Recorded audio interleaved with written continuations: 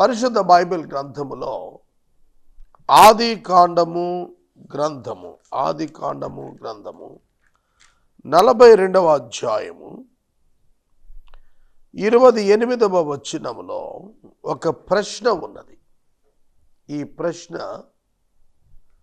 ఈ దినం నేను వాక్య ధ్యానాంశముగా తీసుకుని మాట్లాడుతున్నాను. యోసేపు యొక్క అన్నలు అనగా యాకోబు యొక్క 10 మంది కుమారులు, వీరు ఐగుప్తు దేశములో తమ పోషణార్థము ధాన్యము కొనుటకు వెళ్ళారు. ఆ సందర్భంగా ధాన్యము కొనుక్కొని తిరిగి వెళుతున్న సమయాన వారి గోనెలలో రూకలు పెట్టబడి ఉండుట వారు చూచి భయపడ్డారు. అక్కడ వారు గుండెలు చెదిరిపోయిన వారై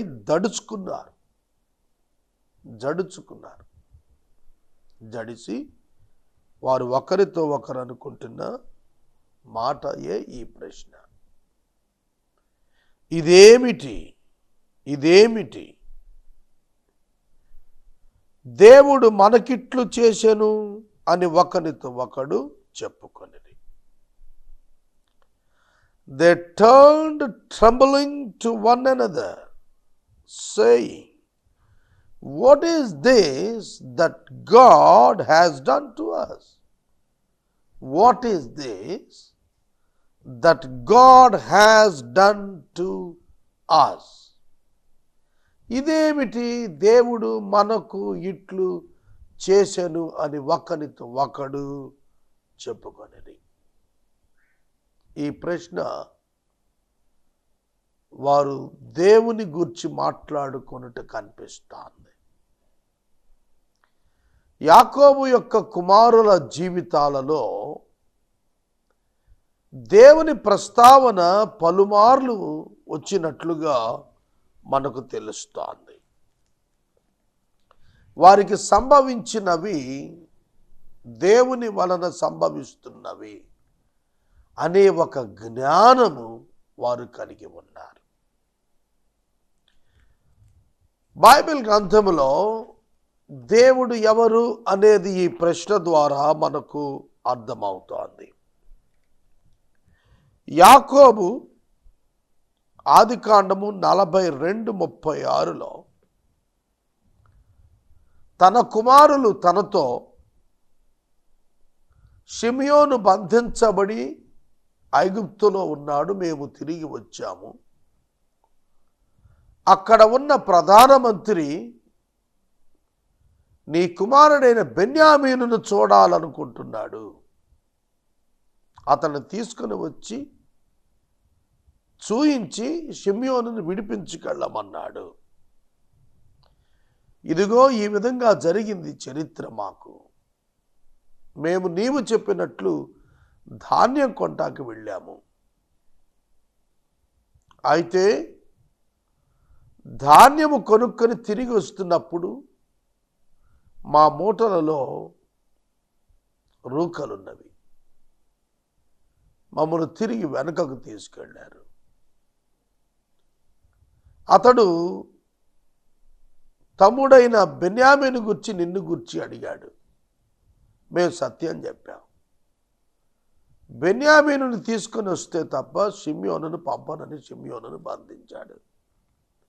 తిరిగి వచ్చేప్పుడు చూసుకుంటే రూకలు మావి మా దగ్గరే ఉన్నాయి. వెంటనే యాకోబు అన్నమాట, ఇవి అన్నీ నాకు ప్రతికూలముగా ఉన్నవి. వండర్ఫుల్ థింగ్, ఇవి అన్నీ నాకు ప్రతికూలముగా ఉన్నవి. మై డియర్ ఫ్రెండ్స్, ఇవాళ నా వర్తమానం మీకు అర్థమైతే మీ జీవితం ధన్యం. It's a blessed message. జాగ్రత్తగా వినండి, చెబుతాను. యాకోబు యాకోబు కుమారులు మరియు యోసేపు, వీరి జీవితాల్లో మనుషుల ఉద్దేశమునకు ప్రతికూలమైన సంఘటనలు జరిగాయి. దేవుడు తన చిత్తమును నెరవేర్చునప్పుడు ప్రతికూల పరిస్థితులను కలుగచేసి వాటి నుండి తన చిత్తమును అనుకూలపరుచుట నిజముగా ఆశ్చర్యం.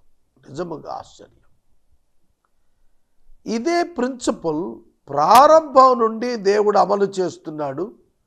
ఇది మనుషులు అర్థం చేసుకోవటం లేదు. నేను మీకు తెలియచేస్తున్నాను, యాకోబు తన 12 మంది కుమారులలో బహుగా ప్రేమించిన యోసేపును పగబట్టిన తన సొంత కుమారులు అమ్మివేసి గోతులు తోసి ఇష్మాయేలీయులకు అమ్మివేసి 20 వెండి నాణాలకు అమ్మివేసి తన యొద్దకు వచ్చి తనను నమ్మించారు. యాకోబు కుమారులు ఇటువంటి ఐక్యత కనపరిచారంటే తండ్రిని మోసగించుటలో 10 మంది ఒకే మాట మీద ఉన్నారు. 10 మంది ఒకే మాట మీద ఉన్నారు. More than 20 years they maintained that secret in them. They won't reveal. యోసేపు ప్రధాని అయ్యి యాకోబుకు తన యొద్దకు తెమ్మని తనను అన్నలకు కనపరుచుకున్న తరువాతే వారు చేసినటువంటి కిరాతకం, ఘోరం వాళ్ళు బయటపెట్టారు. They maintained that secret for more than 20 years. That is their hardened hearts. అది వారి కఠినమైన హృదయాలను బట్టి. యోసేపుకు వ్యతిరేకముగా ప్రతికూలముగానే జరిగాయి అతని జీవితంలో అన్ని సంఘటనలు. అన్నలు పట్టుకున్నారు, గోతులు తోశారు, ప్రతికూలమే. ఇష్మాయేలీయులకు అమ్మేశారు, ప్రతికూలమే. తండ్రి ఇచ్చినటువంటి నిలువటంగి తీసేసుకున్నారు, ప్రతికూలమే. ఇష్మాయేలీయులు ఫొతేఫర్కి అమ్మేశారు, అది ప్రతికూలమే. ఏ పాపం చేయకుండానే ఫొతేఫరు భార్య అతని మీద నింద వేసింది, అది ప్రతికూలమే. ఫొతేఫరు చెరసాలలో పెట్టాడు, అది ప్రతికూలమే. చెరసాలలో భక్షకారుడు అతనిని మరిచిపోయాడు, మేలు పొంది కూడా, అది ప్రతికూలమే. గోతులో తోయబడ్డాడు, చెరసాలలో గోతులో ఉంచబడ్డాడు, అది ప్రతికూలమే. 13 సంవత్సరాలు ఇనుము అతన్ని బాధించింది, అది కూడా ప్రతికూలమే. అర్థమైందా? ఇదేమిటి దేవుడు మనకిట్లు జరిగించుచున్నాడు? ప్రతికూలము. But people wants positive things, అనుకూలాలు చూస్తాం మనం. But God wants to give the negative things to us to fulfil his will. ప్రతికూలములు, వ్యతిరేకములు ఇస్తున్నాడు దేవుడు. ఆ అన్నలు కరువు సమయములో ఐగుప్తులో ధాన్యం ఉందని విని తమ కుటుంబాలు బ్రతకటానికి ధాన్యం కొంటాకి వెళ్ళారు. యోసేపు వారిని గుర్తుపట్టి వారిని కొంచెం ఇబ్బంది పాలు చేశాడు కావాలని. వారిని తన ఎద్దుకు తెచ్చుకోవాలని, వారిని ప్రేమించి అలా చేశాడు. అది వారికి ప్రతికూలంగా ఉంది. వారు ధాన్యం కొనుక్కొని వెనక్కి వెళ్ళిపోతున్నారు. వెనకకు వెళ్ళిపోతున్నప్పుడు వారిని టెస్ట్ చేసినప్పుడు వారి యొక్క మూటలలో తిరిగి వారికి ధాన్యముతో పాటుగా ధనము అందులో ఉన్నట్లుగా, రూకలు అందులో ఉన్నట్టుగా తెలియజేశాడు. కాబట్టి అది వారికి ప్రతికూలంగా ఉంది. వెనక్కి తీసుకొచ్చారు, గడగడగడలాడుతున్నారు. యోసేపు పాదాల మీద పడిపోతున్నారు మాట్లాడుతూ. యోసేపు యొక్క పాదాల మీద పాడుతూ ఉన్నారు. కనుక అది వారికి ప్రతికూలమే. దేవుని పిల్లలు ఒకటి పాదాల మీద పట్టడం అనేది ఉండదు. యోసేపు అంటాడు, మీరు వేగులవారు, మీరు మా దేశం వేగులు చుట్టాకు వచ్చారు, we want to arrest you.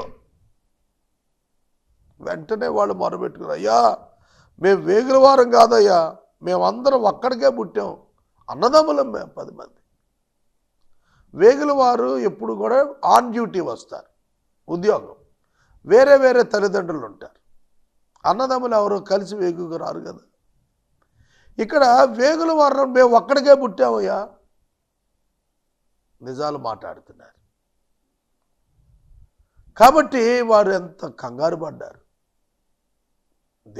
దేశంలో అరెస్ట్ చేయబట్టటువంటి మాటల మేము ఇజ్రాయెల్ దేశం వెళ్ళినప్పుడు ఆ టూర్ ఆర్గనైజర్స్ చెప్పారు, you should take much care, చాలా జాగ్రత్త తీసుకోవాలి మీరు, ఏదైనా సమస్య వస్తే వెంటనే దే విల్ అరెస్ట్, పాస్పోర్ట్ పోయిందో మిమ్మల్ని అరెస్ట్ చేసి కూర్చోబెడతారు అన్న.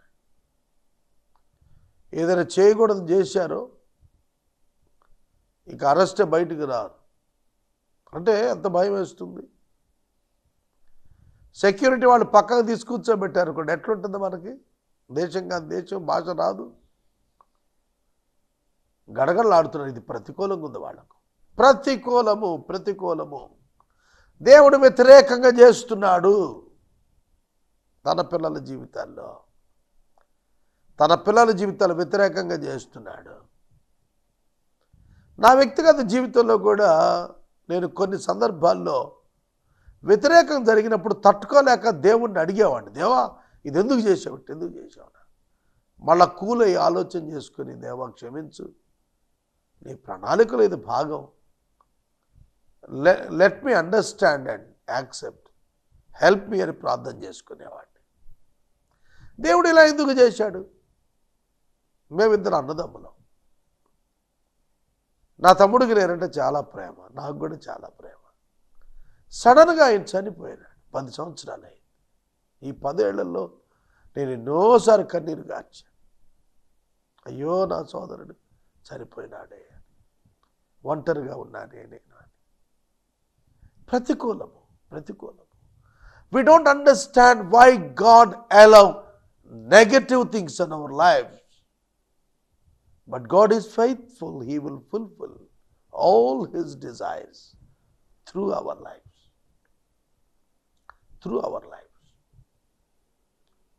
యాకోబు కుమారులు ఇది మాకు ప్రతికూలం అనుకుంటున్నారు. షిమియోన్ని అరెస్ట్ చేశారు, 10 మంది వెళ్ళారు, 9 వెనక్కి వచ్చారు.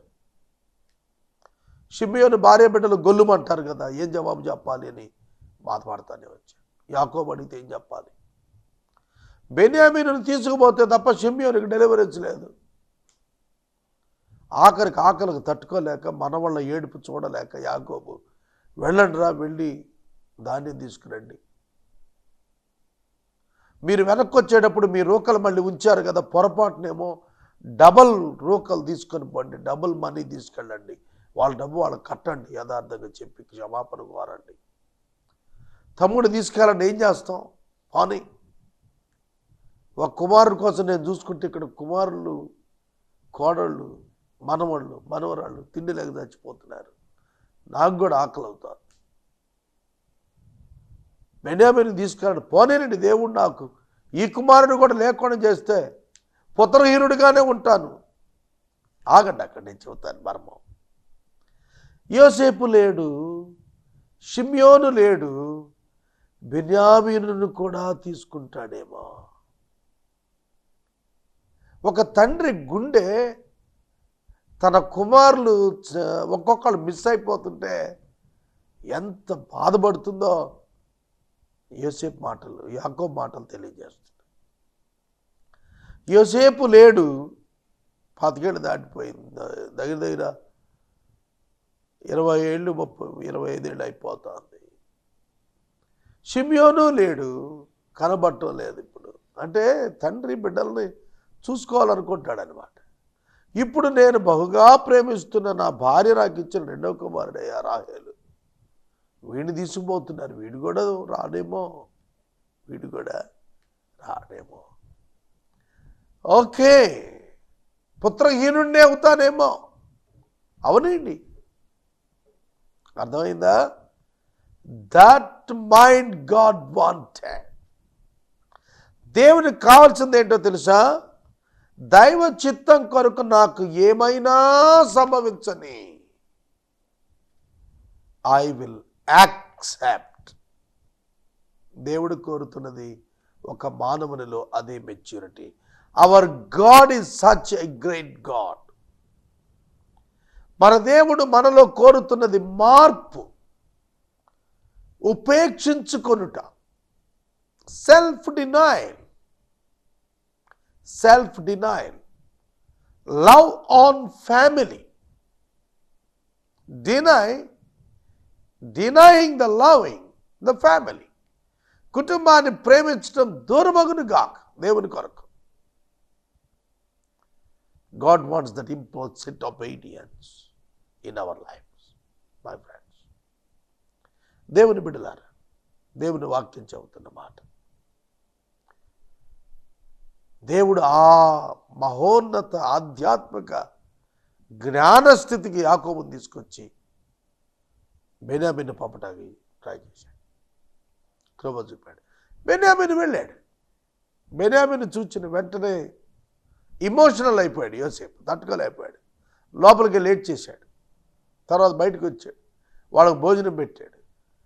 హెబ్రీయులు భోజనం చేసే పద్ధతిలో వారికి భోజనం పెట్టేటప్పటికి వాళ్ళు ఆశ్చర్యపడ్డారు. ఇదేమిటి, ఐగుప్తుడేమిటి హెబ్రీ ఆచార ప్రకారం భోజనం పెట్టాడు. అక్కడికి కూడా వాళ్ళకి స్ట్రైక్ కావాలా, ఈయన యోసేపు అయి ఉంటాడేమో పొరపాటునని. ఆ కోణంలో పరిశీలించుకుంటే జవాబు ఉండేదేమో. వాళ్ళు కంగారు పడ్డారు. ఇది కూడా ప్రతికూలంగానే కనిపిస్తోంది ఏమిటి.